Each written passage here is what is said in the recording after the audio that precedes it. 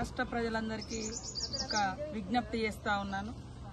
గత కొంతకాలంగా పెద్ద ఎత్తున హైయెస్ట్ టెంపరేచర్ అనేది రావడంతో ముఖ్యంగా మారుమూల ప్రాంతాలలో గోదావరి పరివాహక ప్రాంతాలలో కూడా ఎండ తీవ్రత ఎక్కువ ఉండడంతో మరి ప్రజలందరికీ కూడా ఇబ్బంది కలిగేటువంటి పరిస్థితి ఉన్న రీత్యా అందరూ కూడా ఎవరికి వాళ్ళు స్వీయ జాగ్రత్తలు పాటించాల్సిన అవసరం ఉంది.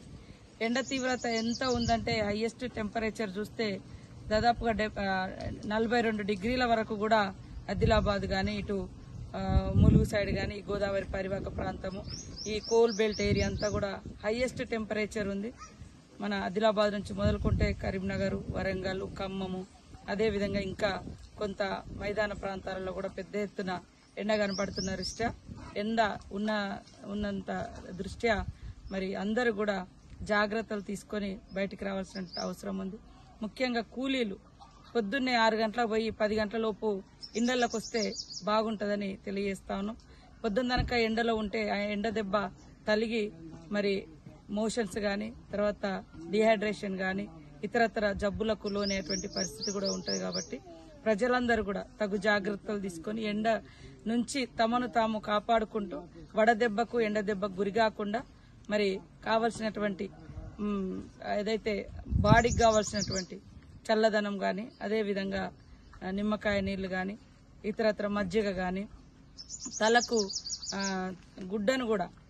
కూడా ఒక గుడ్డను కట్టుకుంటే బాగుంటది. లేక క్యాప్ లేదా గుడ్డ ఇట్లా కట్టుకొని బయటకు వస్తేనే కొంత ఎండ నుంచి రక్షణ ఉంటది.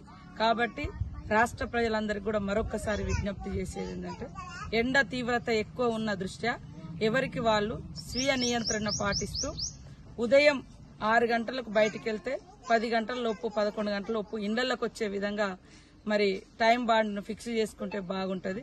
ఎక్కువ నీళ్లను కూడా తీసుకోవడం, నిమ్మకాయ గాని మజ్జిగ గాని తీసుకోవడం, తలకు గుడ్డలు లేదా క్యాప్లు ఏర్పాటు చేసుకుని బయటకు వస్తే బాగుంటది. వడగాల్పులున్నాయి. అదేవిధంగా ఎండ కూడా హై టెంపరేచర్ 42 డిగ్రీస్ వరకు కూడా ఆదిలాబాద్ నుంచి మొదలు పెడితే ఈ కోల్ బెల్ట్ ఏరియా గోదావరి పరివాహక ప్రాంతం అటవీ ప్రాంతం ఇటు ఎక్కువ కనబడుతుంది. కాబట్టి మరి రాష్ట్రంలో ఉన్నటువంటి మిగతా ప్రాంతాల్లో కూడా ఎండ తీవ్రతను దృష్టిలో పెట్టుకుని తగు జాగ్రత్తలు తీసుకోవాల్సిందిగా రాష్ట్రంలో ఉన్నటువంటి ప్రజలందరికీ కూడా పేరు పేరున నమస్కారాలు తెలియజేస్తూ కోరుకుంటా ఉన్నాం.